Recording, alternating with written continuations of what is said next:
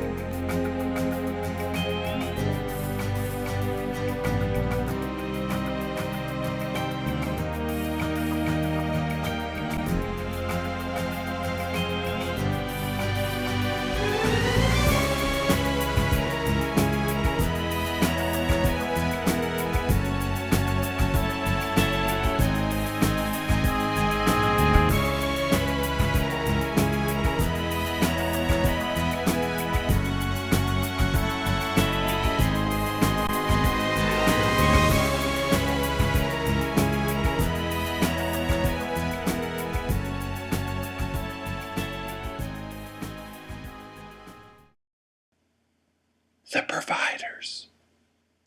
This morning we had a doe cruise through the open field out in front of us, and just a couple of minutes ago we had a small 8-point working his way across the creek, actually backtracking the way that doe came from.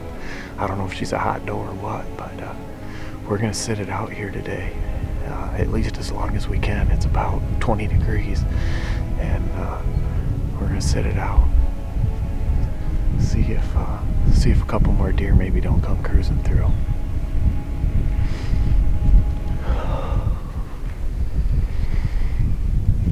Steve, hey, is that that same buck again?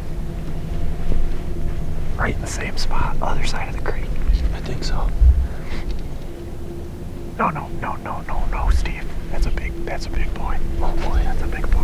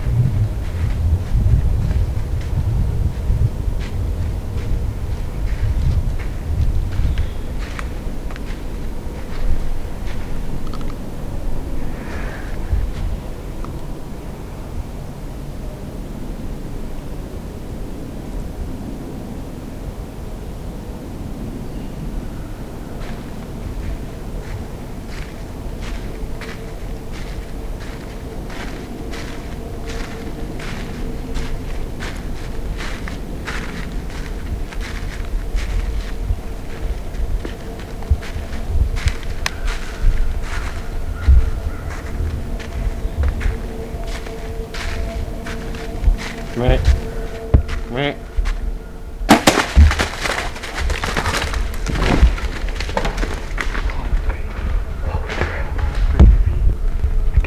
Oh, baby. Oh, my God.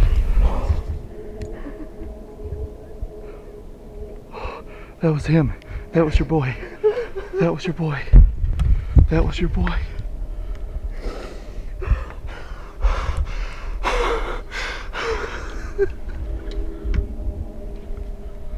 That was your boy.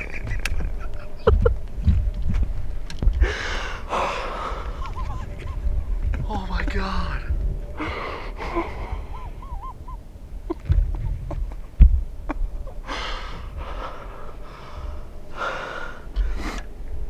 I'm sitting here crying in a tree. I can't believe it.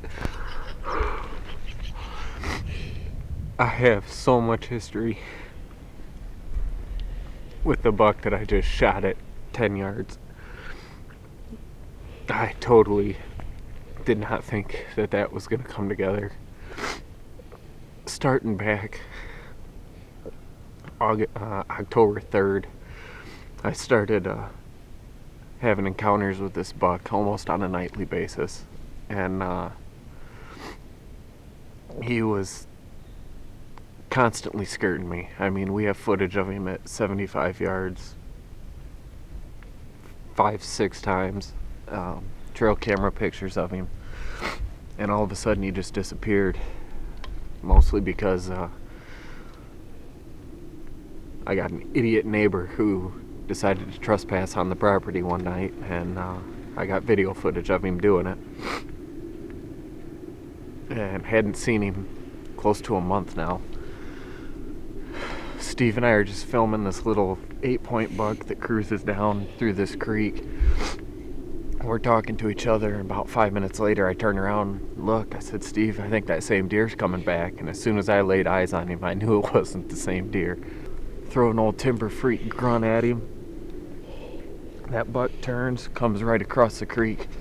I had him at 30, I had him at 20, and I knew he was still coming. Let the camera roll, baby. Let's get some footage of him. And I waited, torched him at 10 yards. Raven broadhead has blood just pouring out of him. Oh, yes! Steve just smoked his monster 2 days ago.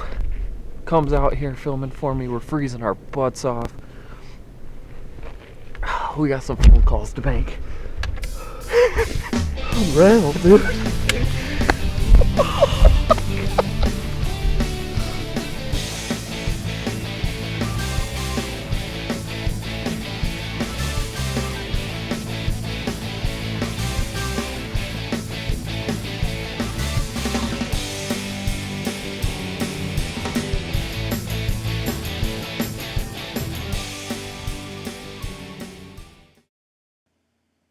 The providers.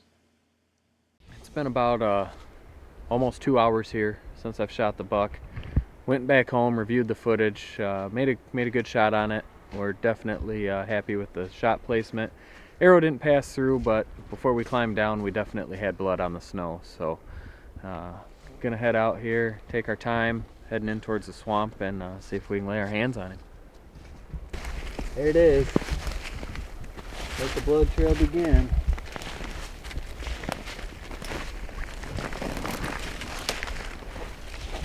Nice thing about snow is you can see every little individual droplet. Even when it's waist high. We jumped over these logs. I got a nice spot here. Alright, we got good blood all through here. There's part of the arrow. Got the old raven broadhead coated up. Oh yeah. Got some good blood all over it. A little bit of fat, but definitely bright red blood, so still no worries.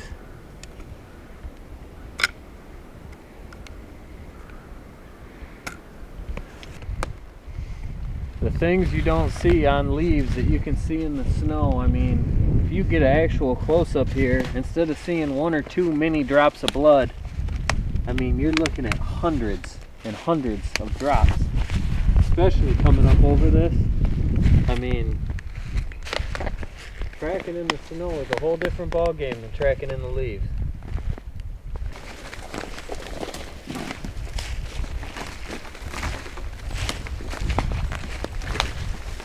Dead deer.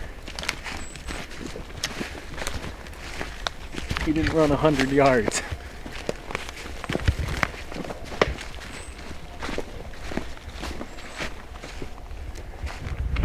Oh my goodness.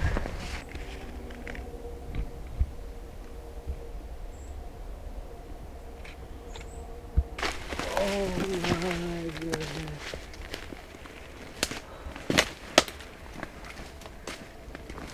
Look at this joker. I can't even move him.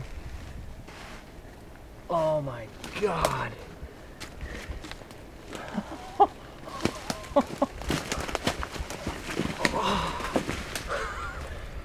Oh, he is so massive.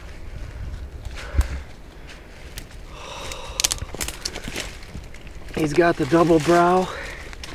He's got the one knot that comes down. This is the buck. This is the buck between myself with self-filming, Steve out here with me a couple times, AJ out here with me a couple of times. This is the deer that has been haunting my dreams for the last almost, well, month and a half now. Wow, look at that joker.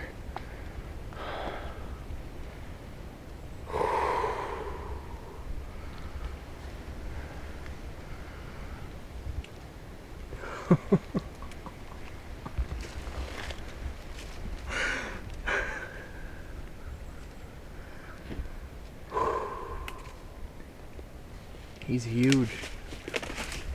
He is huge.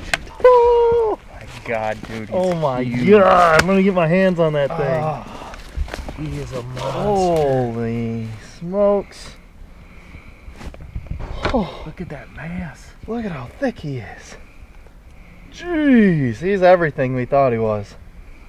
Holy cow. He just kept skirting us. He was hanging out at the neighbors. I mean, we're hunting a 40-acre piece of property here. This is not, we're not hunting big land. Right.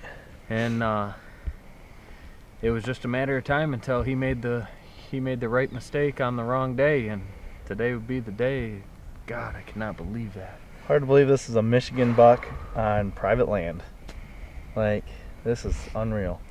We're getting something like this, and I'm gonna be the first person to tell you that I've never put my hands around a buck with this kind of mass in Michigan. Nope. So, Whew! I'm in shock.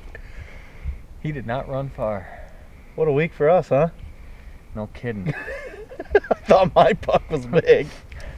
We're gonna have a taxidermy bill. Hopefully the wives are cool with it. Yeah. Holy moly. Working overtime next week. Exactly. Holy crap. Thanks, man. Congrats, man. AJ's So behind awesome. the camera right now, and I do not want him to be forgotten because AJ spent a lot of time up in a tree with me chasing this guy, and this is every bit AJ and Steve's deer as it is my deer because they've been along with me the whole way. So we got our hands on them, boys. Yes, first snow of the year, and we capitalized on it. Yep.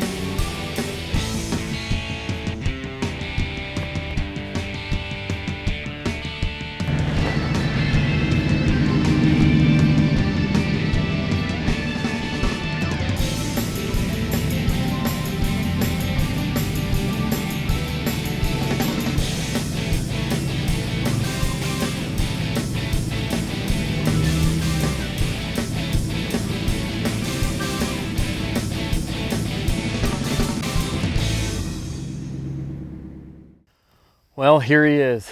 Still can't believe I get to put my hands on him every day now. Chris Carls from Custom Taxidermy did a beautiful job on this buck and really helped me capture exactly what I was looking for in a mount. And you know, it's bittersweet, you guys. This was a hunt that was a long time coming. It started way back, you know, early October. And you guys have been watching how things unraveled for me week after week. It was one of those things where, you know, there's a lot of people in the world that get to shoot a big buck. And usually when that happens, it's like a 10 to 15 second window that you get, you know, to see the deer on hoof before you actually take him. And to be able to build the kind of story that I did with this deer through trail camera pictures for 2 years, and then being able to see him on the hoof 5 to 6 times just outside of shooting range, it made it that much more fun and that much more exciting to be able to finally get an arrow in this guy. And he didn't get old by being stupid, that's for sure. And I have to definitely thank my wife, who stayed home with a 6-month-old day after she worked her 40 hours a week. So I could go out and go after the deer that was haunting my dreams, to be honest with you. So thanks for watching this week's episode. Make sure you tune in next week. We're going to have a great hunt coming at you from Chris Klein, one of our camera guys that puts in a ton of work for us here at Team PTP. Thanks for tuning in. Check us out, passthroughproductions.com and on Facebook, and we'll see you guys next week. This episode of The Providers has been brought to you by Timber Freak Game Calls, Easy Cut, Raven Broadheads, Massive Racks, H&M Archery, Pass-Through Outdoor Gear, Custom Taxidermy by Chris Carls, Pass-Through Productions, and Blinded Hunting.